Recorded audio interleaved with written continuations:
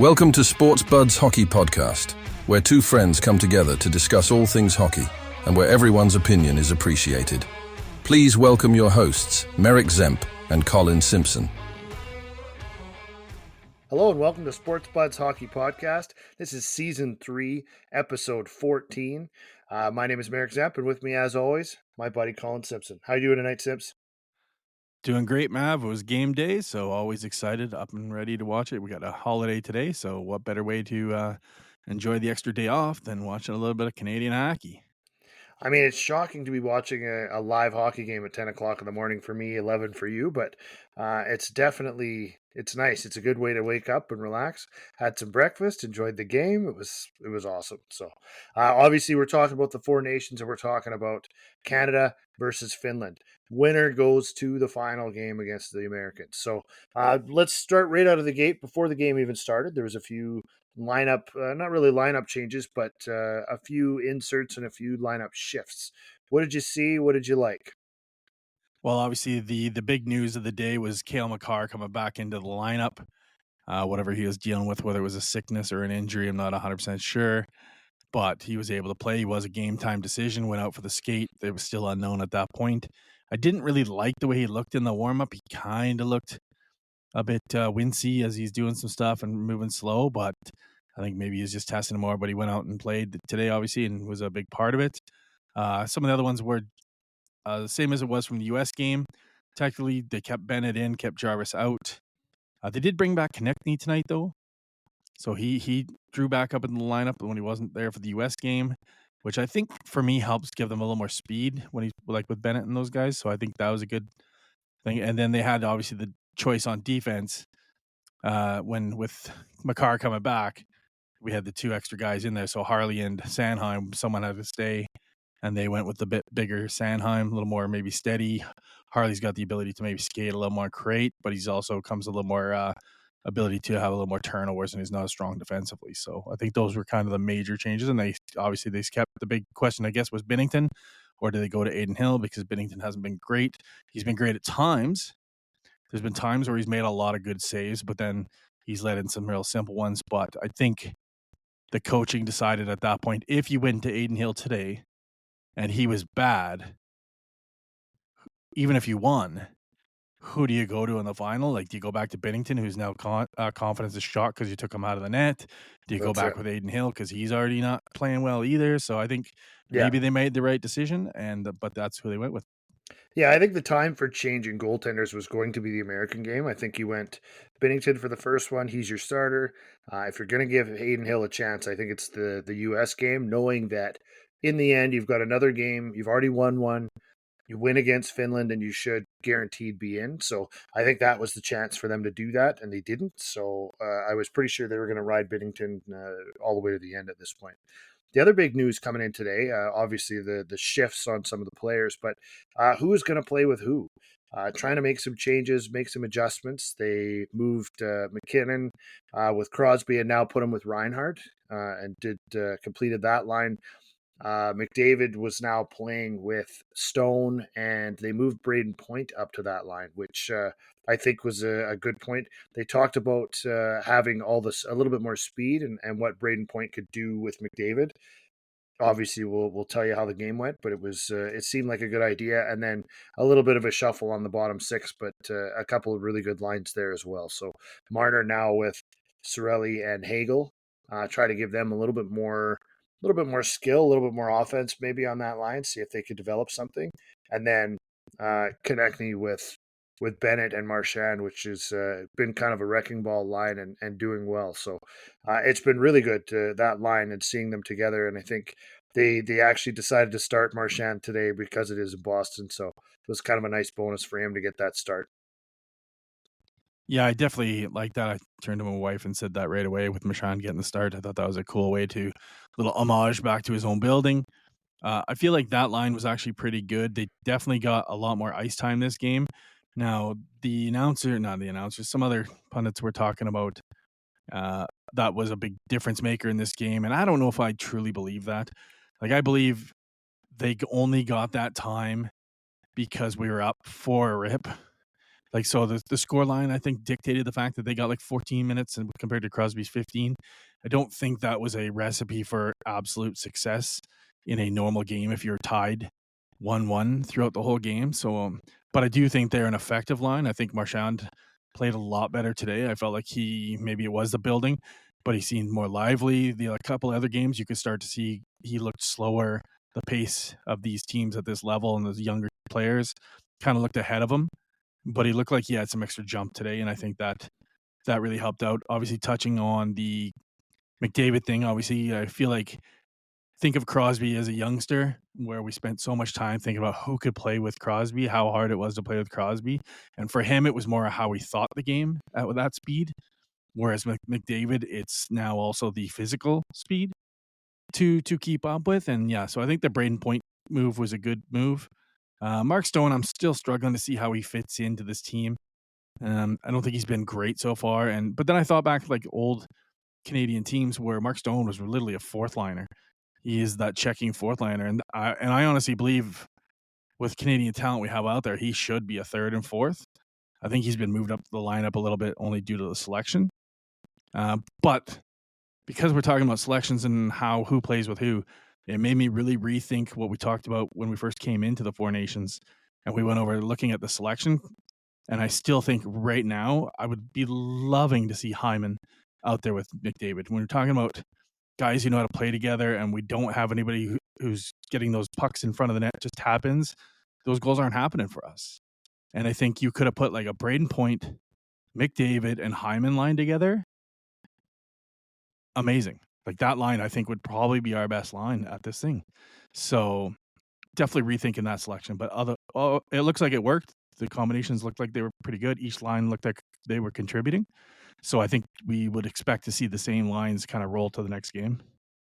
Yeah, so like you said, the overall ice time was pretty even across the board for the forwards.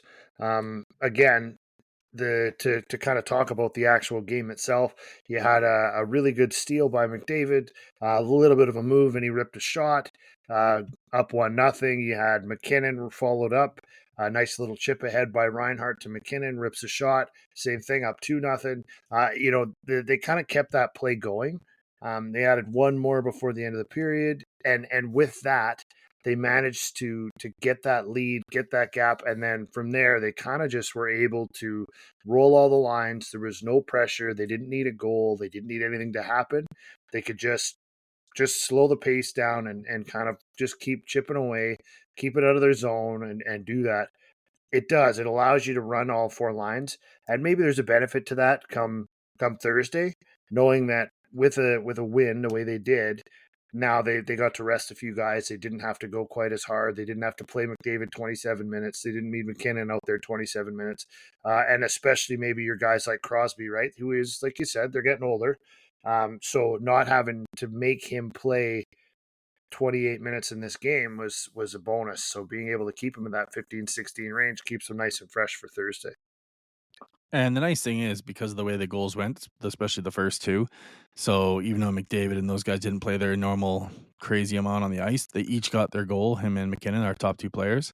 So it's not like, sometimes you get in these games where you do get ahead by a couple goals, and then you pretty much are not sending your stars out as much, and they don't score, and they don't have that feeling. They want to be goal scorers. They want to score every single game. So you want to keep that momentum going. So the fact that they got theirs, at least in the beginning, then it didn't matter for them not to get one later. They still got their goal of the game. They're still feeling it, getting some shots on net.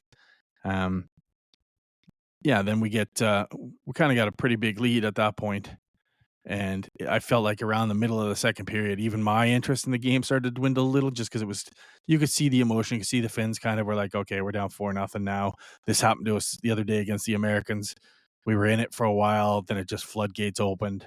And it became very tough. You got to win in regulation, so you're looking at needing 5 in regulation to possibly get to the final. That's a tall task for anybody to do. So we kind of went through what I considered a pretty lackluster second. Nothing crazy going on. And then obviously going into the third, started out kind of the same way. You could see Canada had decided to sit back, try to kill as much time as they can. Even Connor was talking about it after the game. I was a little annoyed to still see a lot of the chip out of our own zone, and I get that a little more when you're protecting a lead. But I feel like we've been doing that the whole tournament, and I think that's a mentality I'm a little worried that we're into, and we might do against the Americans and not have enough times where I want to see Connor McDavid and Nathan McKinnon skidding through the neutral zone at full speed. Now, Yeah. it did help having Makar back. He's probably your best breakout passer.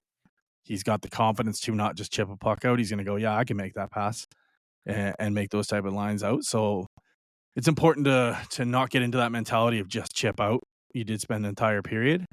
And to be honest, it almost bit them in the butt at the end, right? So Yeah, so what you're talking about, they got the fourth goal. Nathan McKinnon scored 5 minutes into the second period. After that, 4-0. Yeah, the pace slowed right down. There was nothing happening all the way until about 6 minutes left in the game when Lindell scored for Finland. So now all of a sudden it's 4-1. Really not too big a deal. It's not that crucial. It's 4-1. They're still coasting. They're still hanging back, maybe even more now because they did, break the shutout. Now we got to be careful a little bit. And all of a sudden, Michael Granlund scores. Now you got it's 4-2, and there's still 2.5 minutes or a minute and a half left. Then what happens? 13 seconds later, he scores again. It pops loose right in the top of the slot. He rips a shot home. Now it's 4-3 with a minute 18 to go. So now you're starting to panic. Everybody's getting a little concerned. Everybody's gripping the stick a little tighter. Nobody wants to be the GOAT. And so what happens? They send out Sidney Crosby, gives his goalie a tap, goes out, lays out Granlund before he can try to get another one at center ice, drops the puck in front of himself, and scores the empty netter. Settles it down and finishes it off for Canada. So, really, really big play and very much a veteran leadership type of play. It was exactly what Canada needed in that moment, and it's exactly what they got from their captain. And I'll be honest, I think that one really felt good for Sid because he, I think, would admit if you were to ask him, he knew he had a horrible game against the U.S. the other day. We'll get more into that later on in the week, but he had coughed up 2 plays that cost goals against. So I think it was almost kind of a relief for him too to be able to come back, have a bit better game. I don't think he was as good as he was in the first game, but I think to be able to be impactful in the sense of, like you said, go and throw a big hit. That's not even his game, but he knows it's crunch time, gets his body on him, gets the thing down quickly, and has the accuracy of a guy who's been at the top level for this long where it wasn't even a thought process, just down, boom, in the net. And so I think you could see the emotion on his face even when he did score that, knowing that they're now going to go to the final, and it was a big part by him. I think he takes the weight of the team on his shoulders quite a bit, and I think that really kind of helped relieve him a little bit. So hopefully he doesn't have that same monkey on his back, maybe a feeling going into the final. So that will, I think, help us going forward. Absolutely. In the end, you look at it, looking at all the numbers, looking at all the stats, pretty even game. Shots on goal were pretty close. Hits were pretty close. Face-offs wins were pretty close. Only one penalty. So only no power plays for Canada this game, 1 for Finland. Everything was a pretty close game, and yet up until, it looks close because they got a couple 6-on-5 goals at the end, but in reality, it was 4-0 until 6 minutes left. So for 54 minutes of this game, it was a walk. There was no issues, no problems. Obviously, Finland's still a good team and can do exactly what they did, which is score a couple goals. But it was a pretty even game. It's just that Canada capitalized. They did the right things. Most of the shots, there was a couple decent chances that Binnington showed up on. But for the most part, it was a dominating performance by Canada. Shots from outside for Finland, nothing too crazy. But there was still chances. It was still there, that it could have happened, that there could have been problems. But they just kind of weathered the storm whenever it came, and then they'd push back and do what they needed. Yeah, I definitely feel like first, let's say 40 minutes, there wasn't much from Finland even in the zone. There was only a few times of sustained pressure. I didn't see really any in the first period. They got a little in the second, and then obviously the more that Canada just started to go to this chip it out, which means the Finns just get to pick it up and go back in. They're not on their own heels, therefore they can actually get some sustained pressure. Whether it brought apart any great scoring chances is another thing, but I'm just talking about pressure as in the zone rim it around, get it, and take another shot, sort of stuff, where they weren't even doing that in the first. It was all Canada putting them on the back foot. And then obviously with the game change. So again, when you see that type of stuff, you're always not like, are they playing that much better right now? Or is it just the other team strategy is just not to push you back into your own zone? So it looks like you're coming at the other team, but are they just more or less letting you? I call it maybe like a rope-a-dope type strategy where you're just like, okay, let them come at us, watch the time go, counter if you get a chance, but if you don't, let's just get to the final. And at 4-0, you would have assumed you were a lock to do that. And again, it's job done, right? No matter how you put it, I'm sure you're going to be a lot of American fans saying, oh, you squeaked by Finland and we beat Finland good. But it was like, Finland was up for a while in that U.S. game. So, Yeah. And then all of a sudden, UC Soros unexpectedly had the worst game of hockey I've ever seen him play. Worse, in like that 3 game. minutes. Like the goaltending was atrocious in that other game. And he It came in was and played 2-1 well today. going into the third. Correct. Yeah, So that's like what it I'm was saying. a close game. It was right there, and then he got one, then another, then another. Like the one that I think Kachuk just sort of threw towards the net on the power play, and then right after Gensel scored, like I think he was still thinking about the last shot he should have had, and it just kind of fell apart. Wheels fell off, but being up 4-0 with 6 minutes to go. I think Canada proved what they needed to, is that they can hold this game. They can make this happen. And definitely a different look for them. I like the new lines. Like you said, Marchand, Bennett, Konechny were all over the place. And it's a lot more time. And when you're up 4-0, you can roll the lines.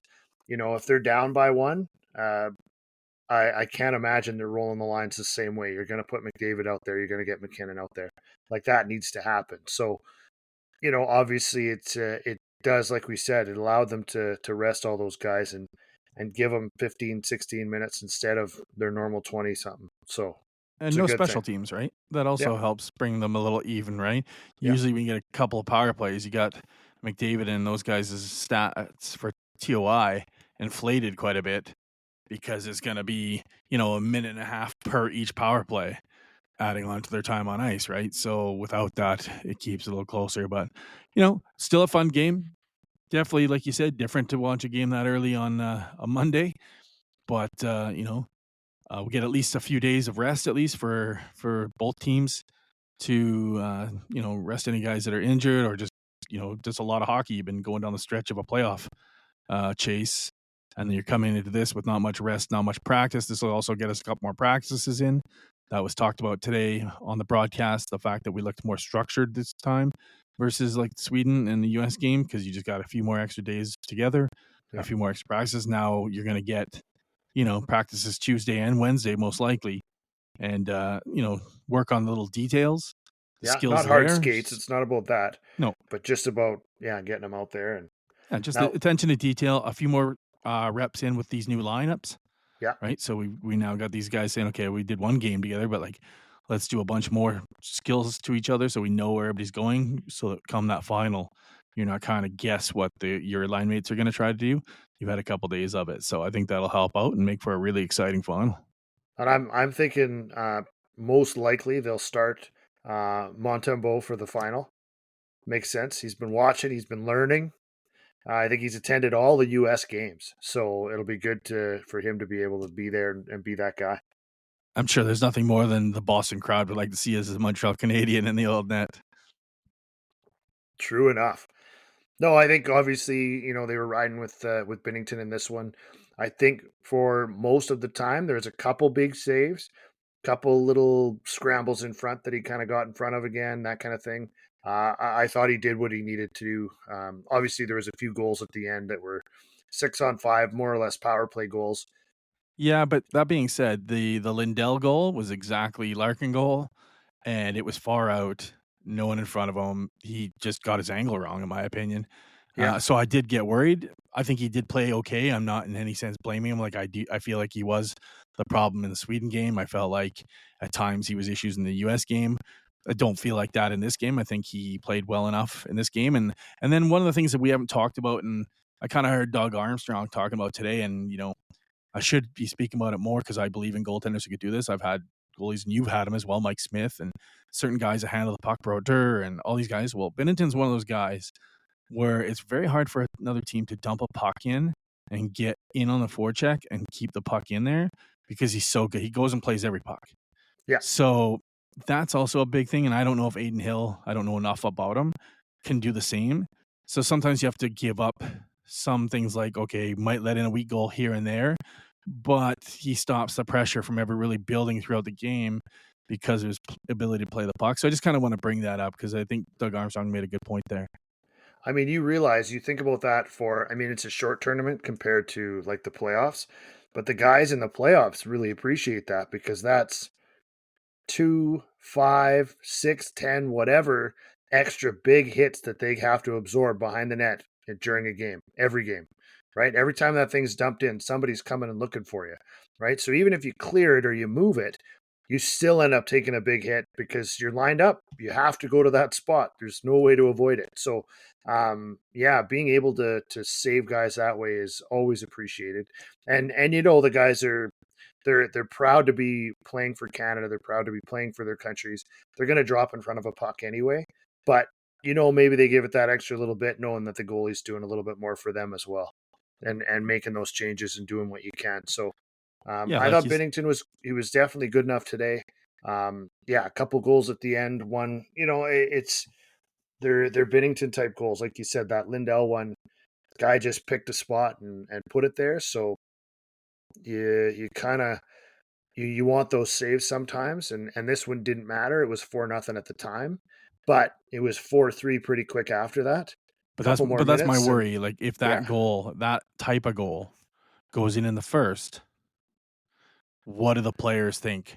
Like, I know they're all going to be like PC and everyone's going to say, oh, no, I got full confidence in Binnington. I'm sorry. If I'm playing in that game with those guys, I can't say I have the type of confidence I have with Carey Price behind me, Marty Brodeur, Patrick Waugh, other Canadian goalies of the past, Luongo. These are the guys that I'm playing in front of that game in and game out, I feel like they'll never be the reason we lose this game. But after playing a couple games, and you got to remember, Binnington's under 900 for the entire year.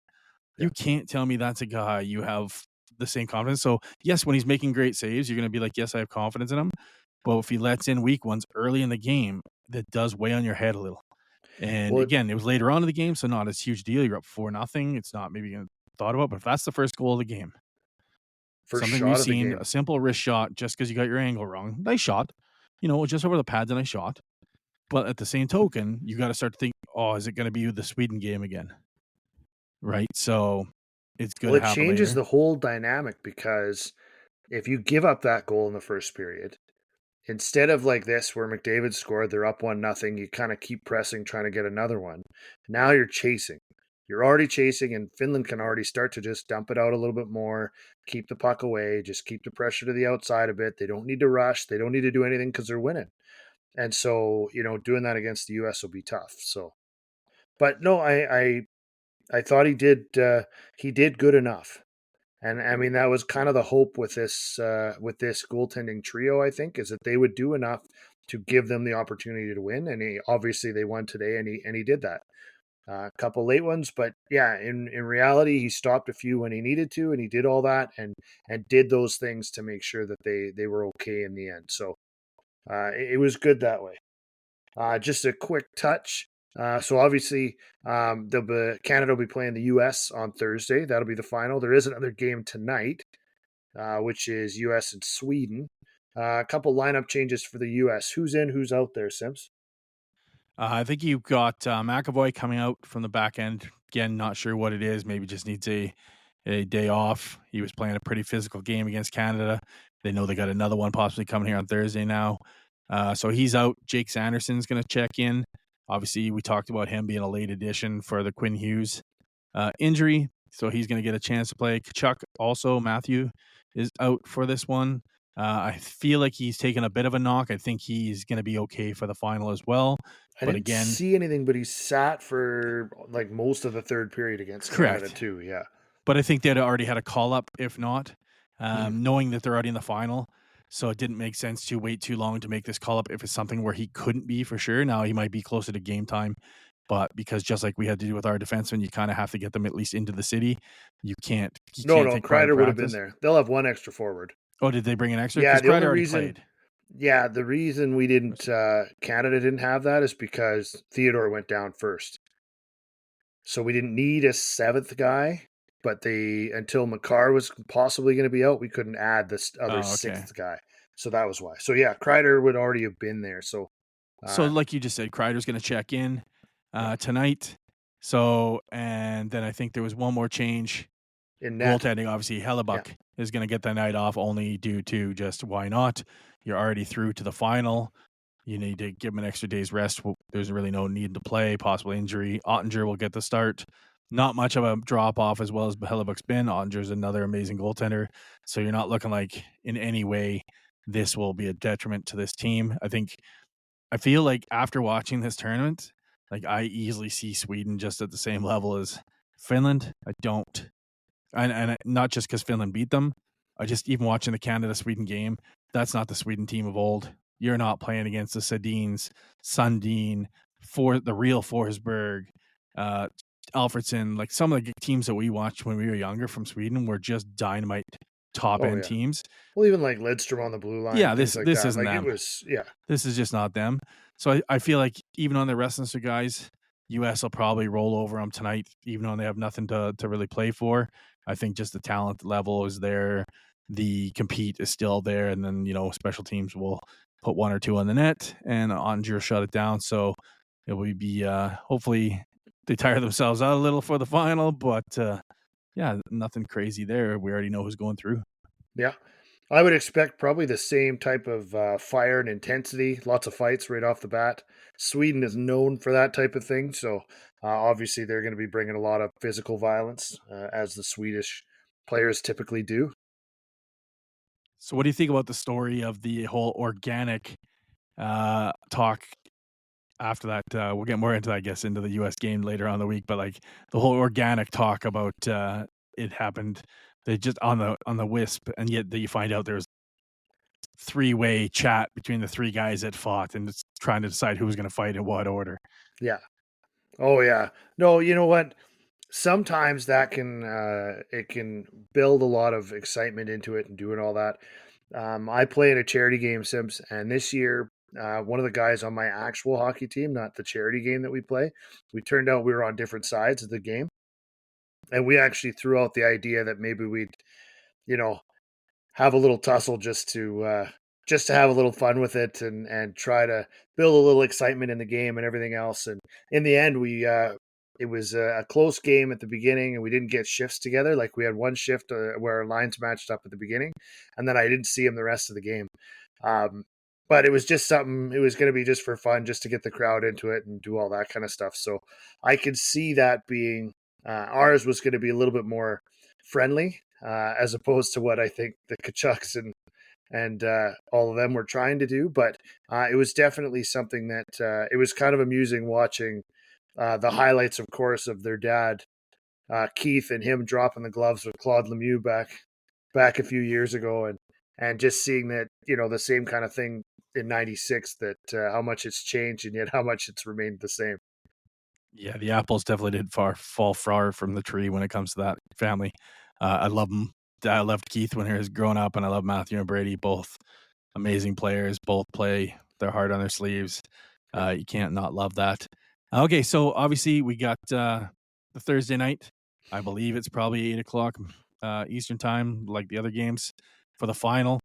We'll get a better chance later on this week to, give it a couple days to see how the lineups continue to play out in practices. Is there any other injuries coming up? And we'll get together on Wednesday and kind of preview that game at that point, and maybe talk a little more about how the last game between the two might impact the final. Yeah, definitely. It's going to be exciting, and it is something that seems to be developing. Are we going to see Kachuk return? Is Makar still going to be all right? Was it an illness or a knee injury? I mean, as much as there's pride on the line and everything else, these guys will bleed for this for sure. They do have to think about their home teams and all of that afterwards. So if there's somebody that's risking injury or doing something like that, then they may have to pull them and go from there. So could be some big changes. Obviously for us, The Canada team, we're hoping for Makar to be there because that's a big one. But we'll just see what happens with the rest, and we'll come back and touch base with you guys and go from there. So it's pretty exciting. It's so far it's shaping up exactly as I had predicted, that they would beat Sweden, they would lose to the U.S. in the round robin and beat Finland. So I had that. I had that all the way through. So now it's just a win for Canada in the final, as I predicted. So that's the hope at this point. Yeah, we're officially watched the 4 nations, and we're down to the 2 nations now. And then there'll be down to 1 nation left standing. Hopefully, it's Canada. That's for sure. I gotta say, Sims, just a quick plug to this whole tournament, and it's 4 nations, and there's no Russia, and it's only a few games, and it's the middle of the season, and all these kind of things. But I don't think there's been a game that has been any sort of a letdown. Like, yeah, we can say that there was a bit of a lull in the game today for Finland and Canada, but these have been amazing games. So much energy, so much pride on the line, everything like that has been amazing to watch, and I'm so glad that they've returned to doing this. Yeah, like you said, even in today's lull, like every game has not been when it has lacked a bit of excitement. It wasn't due to lack of people just trying. Sometimes it's just the flow of a game, right? Mhm. Sometimes it's not like players are what I thought might happen coming into this tournament was players kind of playing at 70%, right? And that was more my concern about the tournament. And then I don't feel like that. I feel like everybody who's come here has gone 100% into every play.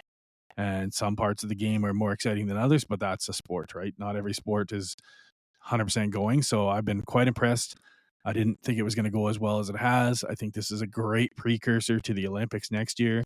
I think it's going to build a ton of excitement for that tournament, which is great because it's been a long time coming, and sometimes it's hard to bring back that energy that people had and waited for every 4 years. And then the talk of doing this every second year or every fourth, technically in between the Olympics, gives the credibility to that concept, because I'll tell you, after the last World Cup in the summer, if someone came back and told me we're going to do that every 2 years, I'd go, why are you wasting my time? But after seeing this tournament time, I'm excited to see it. That's for sure. Yeah. No, and you know what? I saw a post and it talked about how, the Pro Bowl used to be in football and the NFL used to be a tough, hard fought game still. It was, the two conferences against each other, and they'd still hit and they'd still play a good game. Whereas now it's turned into flag football. And then the NBA All-Star game, it's turned into just no defense, nobody checks anybody, and everybody rains threes from everywhere. I believe the last final score was like 202 to 195 or something, like the highest scoring games of all time because nobody's playing properly. And then you've got Canada US, and there's 3 fights in the first 9 seconds. Like it just goes to show what hockey is and what it means. So we're happy it's here. We're glad that they put it together, and we're enjoying every minute of it. So does that mean they're going to just do 2 out of every 4 years will be All-Star games? Yeah. Is that the plan? Probably, like I would the think World so. Cup Yeah. would take up Yeah. one, the Olympics would take up another one. Assuming they do a full World Cup at this same time frame, which is what it sounds But like. that's what sounds like the plan is. Yeah. Yeah. Right. So I assume that means he's going to wipe out those. I kind of wonder what that'll do to the All-Star game at all. Like if you're only doing it every second year, and it's the type of hockey that it is. Like I know it's a fan experience. I sometimes wonder if this World Cup does well, and I think it will, up until you see your first major injury for a team that's going for a Stanley Cup, and then them start to go, well, let's maybe just do the All-Star game where nobody gets hurt. As much as it's great for fans, until it's not good for fans, Yeah. guy like McDavid gets put out, or a guy like Matthews goes I will out. slap you. I will slap you right now. You say that again. I'm just saying, like that's the Yeah. worry. Go ahead. That'll be the Say. worry. I would say one of your Flames is playing, but I don't think there actually is any Flames. Yeah, in no, this there should be tournament. though, because I'll tell you what, there's a few players, and I'll get more into it next episode, of whom I'm gonna put in the Simpsons invisible list that Yeah. should not be there. But we'll get to that next time. We'll cut her short here now. Yep. We'll talk more of the later on this week, and excited to get everybody else's input from today's game and see what the excitement out there is for that Thursday. Where are you going to be to watch that sucker, or get together with some friends, maybe a couple of brewskis, and cheer on whatever team you're going for, preferably Canada, but we love all our American viewers as well. and looking forward to a great game. That's for sure. It's going to be amazing. So don't forget, have a look for us, www.sportsbuds.com. That's sportsbudz.com. And you can also find us on Apple Podcasts, Google, Spotify, TuneIn, all kinds of places you find your podcasts. We're there and we're everywhere. So drop us a line. You can always go to the website. You can always go to our Facebook page. Drop us a line. Let us know who's going to win the game on Thursday. Are we right? Are we wrong? We'll always figure that out. And if you happen to think of a Calgary Flame that could have been there, why don't you go ahead and list them too? Because somebody should be out there praising those guys. So, Sebs, thank you for a good talk, and we'll see you again later this week. Don't forget, check with us and get all the latest insider stuff that we can tell you before the game on Thursday. Thanks, Sebs. It was a great one. Thanks, Mav, and thanks everyone for checking in. Take care.